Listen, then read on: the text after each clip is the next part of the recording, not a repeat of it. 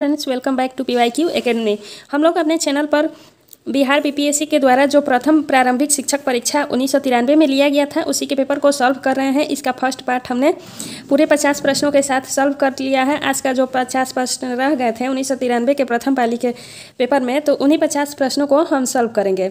Friends, इसमें 100 प्रश्न थे। 100 प्रश्न में पूरे जनरल नॉलेज के प्रश्न थे। इनमें से 50 प्रश्नों को हमने पिछले वीडियो में सॉल्व करा दिया है। बाकी के जो 50 प्रश्न रह गए थे उसे ही हम लोग सॉल्व करेंगे। अगर आप बिहार BPSC 7th फेज का तैयारी कर रहे हैं तो हमारे चैनल को सब्सक्राइब करके चैनल के साथ जुड़ जाएं। आज का फर्स्ट क्वेश्चन है, दिल्ली में विजय घाट किसकी समाधि को कहते हैं? तो दिल्ली में जो विजय घाट है वह लाल बहादुर शास्त्री की समाधि स्थल को विजय घाट कहा जाता है। इसके साथ ही कुछ और नेताओं के भी समाधि स्थल के बारे में जान लेते हैं। तो फ्रेंड्स, यहाँ कुछ अन्य नेताओं के भी समाधि स्थल के बारे में हम लोग जान लेते हैं। BPSC समाधि स्थल से भी क्वेश्चन जरूर डालता है।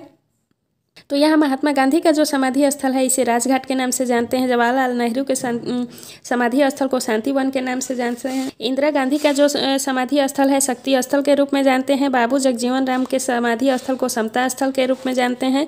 राजीव गांधी के समाधि स्थल को वीर भूमि नाम से जानते हैं। और लाल बहादुर शास्त्री का जो समाधि स्थल है ये तो हमने अभी पढ़ा कि विजय घाट बनारस में स्थित है। ज्ञानी जैल सिंह का जो समाधि स्थल है यह एकता स्थल के रूप में जानते हैं। चौधरी चरण सिंह के समाधि स्थल को किसान घाट के नाम से जानते हैं। डॉक्टर भीमराव अंबेडकर के समाधि स्थल को चैत्य भूमि के नाम से जानते हैं। इसके साथ ही RK नारायण की समाधि स्थल उदय भूमि है। मोरारजी देसाई का समाधि स्थल अभय घाट है।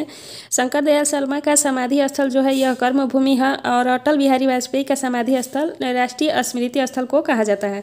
इसके साथ ही गुजारी लाल नंदा का समाधि स्थल नारायण घाट है। तो फ्रेंड्स, इस समाधि स्थल के बारे में भी आप लोग अच्छे से पढ़ लीजिएगा, याद कर लीजिएगा इसे, क्योंकि बहुत ही इंपॉर्टेंट टॉपिक है। ये छोटा सा टॉपिक है बट बहुत ही इंपॉर्टेंट है। इसे क्वेश्चन जरूर आएगा आपका। अगला क्वेश्चन है, संयुक्त राज्य अमेरिका का कौन सा राष्ट्रपति कभी भी न तो राष्ट्रपति पद पर और न ही उपराष्ट्रपति पद पर निर्वाचित हुआ? तो संयुक्त राज्य अमेरिका के जेरल्ड फोर्ड जो राष्ट्रपति थे ये न तो कभी राष्ट्रपति और न ही उपराष्ट्रपति के पद पर निर्वाचित किए गए। अगला क्वेश्चन है कि किसी भारतीय राज्य की प्रथम महिला राज्यपाल कौन थी? तो किसी भारतीय राज्य की प्रथम महिला राज्यपाल श्रीमती सरोजिनी नायडू थी। अगला क्वेश्चन है, भारत में यह कौन प्रमाणित करता है कि अमुक विधेयक धन विधेयक है? तो लोकसभा अध्यक्ष यह प्रमाणित करता है कि कौन सा विधेयक धन विधेयक है। अगला क्वेश्चन है, एशियन खेल 1982 में खेले गए थे। तो एशियन खेल 1982 में दिल्ली में खेला गया था। दिल्ली ऑप्शन होगा इसका। अगला क्वेश्चन देखते हैं, बरौनी ताप बिजली घर स्थित है। तो बरौनी ताप बिजली घर बिहार में स्थित है। ऑप्शन नंबर बी राइट है। अगला क्वेश्चन है, भारत का पहला बोलने वाला चलचित्र था। तो भारत का पहला बोलने वाला चलचित्र कौन सा था? आलम आरा इसे कहते हैं। ऑप्शन नंबर ए राइट है। आलम आरा भारत की पहली बोलती फिल्म थी। अगला क्वेश्चन है, गांधी नामक चलचित्र में कस्तूरबा गांधी की भूमिका किसने निभाई थी? तो गांधी नामक जो फिल्म बनी थी उसमें कस्तूरबा गांधी की भूमिका रोहिणी हथकंडे ने निभाई थी। ऑप्शन नंबर बी राइट है। अगला क्वेश्चन है, जनगणना 1991 के आधार पर किस राज्य में शिशु मृत्यु दर सबसे अधिक है? तो फ्रेंड्स, यहाँ जनगणना 1991 के अनुसार पूछ रहा है तो उस समय उड़ीसा राज्य की शिशु मृत्यु दर सबसे अधिक था। ऑप्शन नंबर बी राइट है। किंतु वर्तमान में किस राज्य का शिशु मृत्यु दर सबसे अधिक है? तो MP यानी कि मध्य प्रदेश राज्य का शिशु मृत्यु दर सबसे अधिक है वर्तमान समय में, यानी कि जनगणना 2011 के अनुसार। ये भी याद रखिएगा। अगला क्वेश्चन देखते हैं, पौधों का मुख्य प्रकाश संश्लेषी अंग है। तो पौधों का मुख्य प्रकाश संश्लेषी अंग है पत्ती। पौधे अपनी पत्तियों के माध्यम से प्रकाश का संश्लेषण करते हैं। अगला क्वेश्चन देखते हैं, आनुवंशिकता के नियम के जन्मदाता कौन है? तो आनुवंशिकता के नियम के जन्मदाता हैं ग्रेगर मेंडल। इन्होंने मटर पर प्रयोग किया था अपना।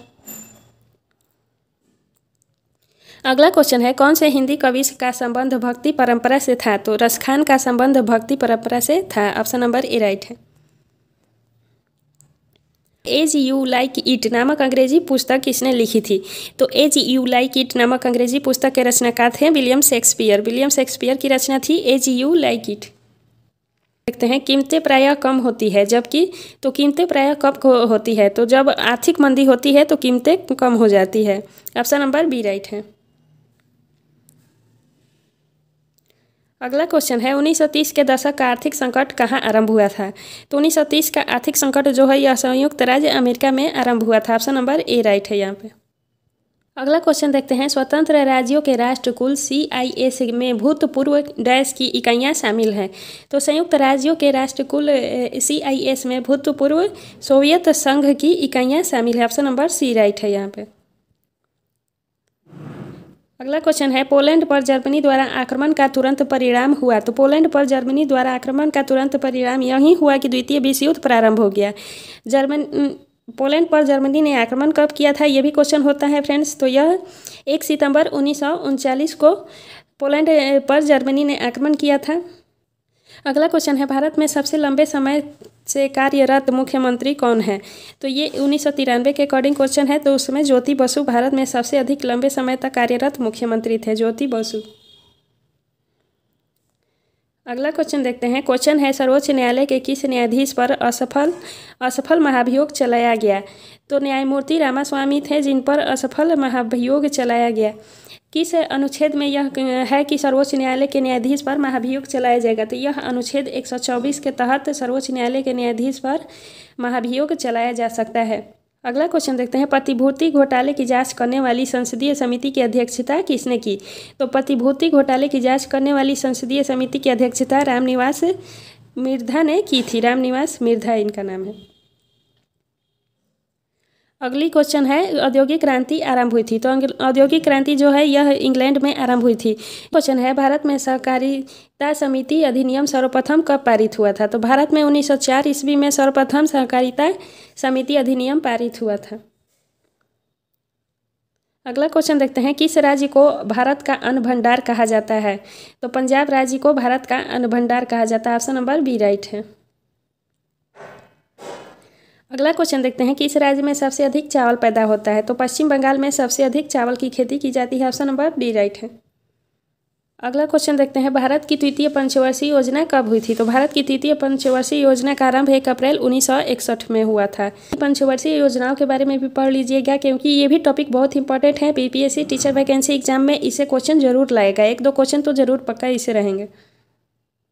आप सभी कमेंट सेक्शन में ज़रूर बताइएगा कि भारत की पहली पंचवर्षीय योजना कब लागू की गई थी।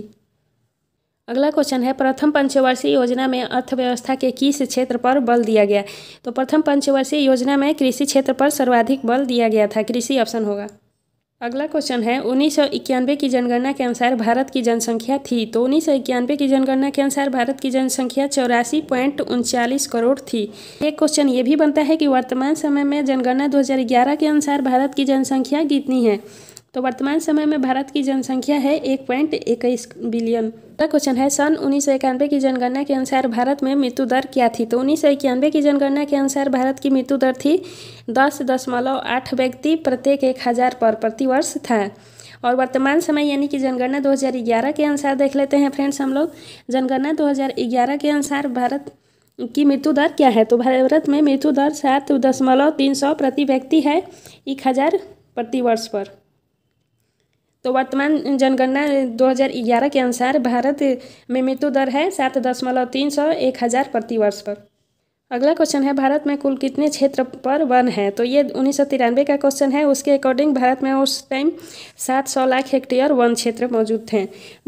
अगला क्वेश्चन देखते हैं, योजना आयोग का प्रधान अध्यक्ष कौन होता है। तो योजना आयोग का प्रधान अध्यक्ष होता है वह प्रधानमंत्री होता है।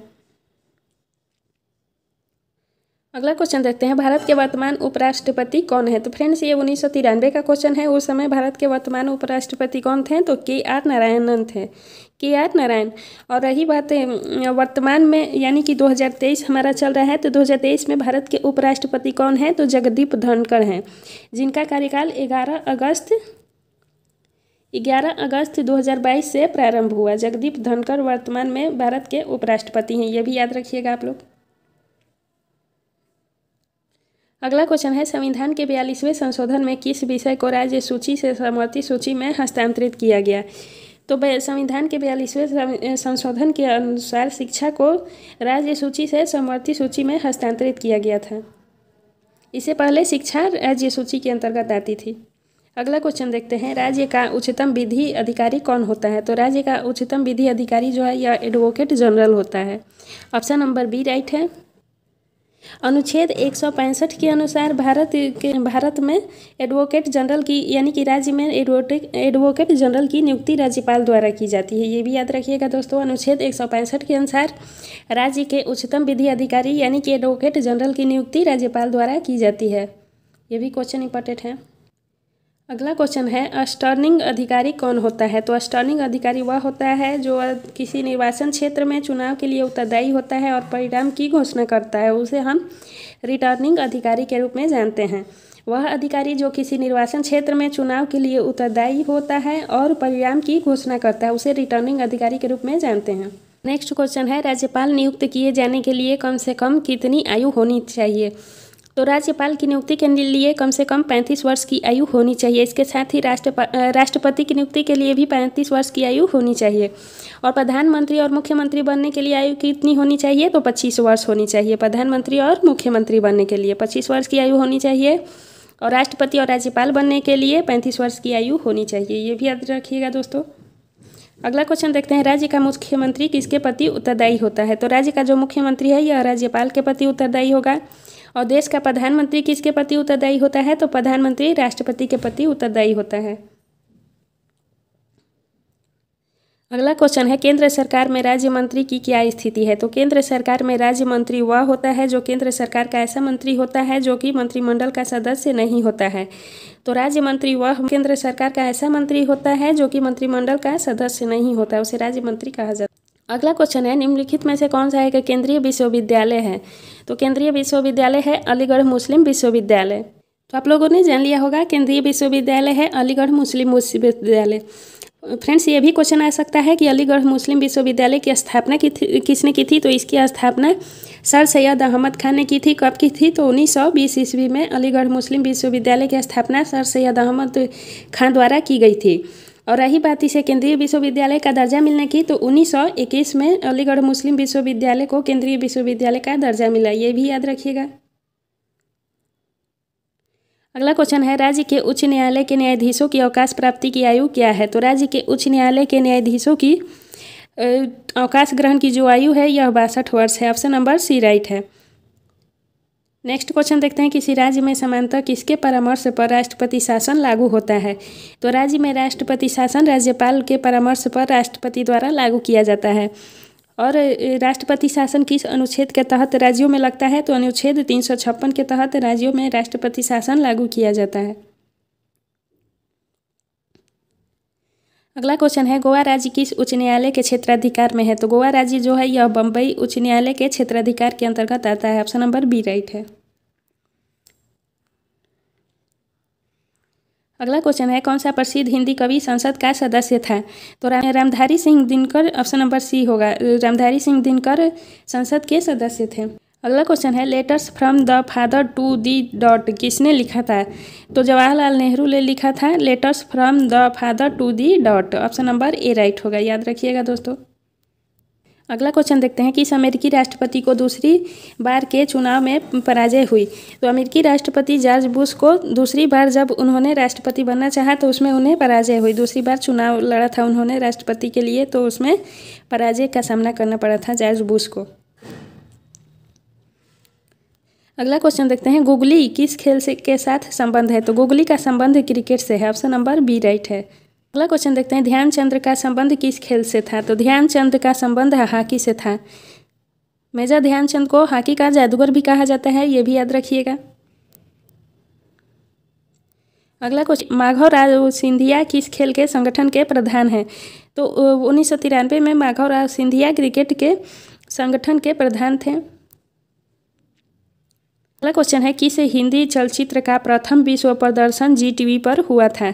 तो फिर तेरी कहानी याद आई नामक चलचित्र का प्रदर्शन जी टीवी पर पहली बार किया गया था विश्व प्रदर्शन के रूप में। अगला क्वेश्चन देखते हैं किस हिंदी धारावाहिक रामायण के निर्माता थे। तो हिंदी धारावाहिक रामायण के निर्माता थे रामानंद सागर। इन्होंने ही रामायण बनाया था। इसमें राम का भूमिका किसने निभाई थी। तो अरुण गोविल ने राम की भूमिका निभाई थी और दीपिका सिसोदिया ने सीता माता की भूमिका निभाई थी। अगला और आज का अंतिम प्रश्न है दोस्तों कौन सा एक देश दक्षिण एशियाई क्षेत्रीय सहयोग संगठन का सदस्य नहीं है। तो यह 1993 का क्वेश्चन है। उस समय अफगानिस्तान जो है यह दक्षिण एशियाई क्षेत्रीय सहयोग संगठन का सदस्य नहीं था, परंतु वर्तमान समय में अफगानिस्तान भी दक्षिण एशियाई क्षेत्रीय सहयोग संगठन का सदस्य बन गया है। इसके बारे में भी थोड़ा जान लेते हैं। इसे कहा जाता है दक्षिण एशियाई क्षेत्रीय सहयोग संगठन को हैं। इसकी स्थापना कब हुई थी? तो 8 दिसंबर 1885 को इसकी स्थापना की गई थी। वर्तमान में इसमें कितने सदस्य हैं? तो कुल 8 सदस्य हैं। कौन कौन इसके सदस्य हैं? तो भारत, पाकिस्तान, बांग्लादेश, भूटान, नेपाल, श्रीलंका, मालदीव इसके सदस्य हैं। अफगानिस्तान भी इसका 8वां सदस्य बना 2005 में। तो फ्रेंड्स, ये भी याद रखिएगा। उम्मीद है आज का ये सेशन आप सभी को पसंद आए होंगे। तो चैनल को लाइक, शेयर एंड सब्सक्राइब जरूर कीजिए और अधिक से अधिक इसे अपने दोस्तों में भी शेयर कीजिए। मिलते हैं नेक्स्ट वीडियो में नेक्स्ट टॉपिक के साथ।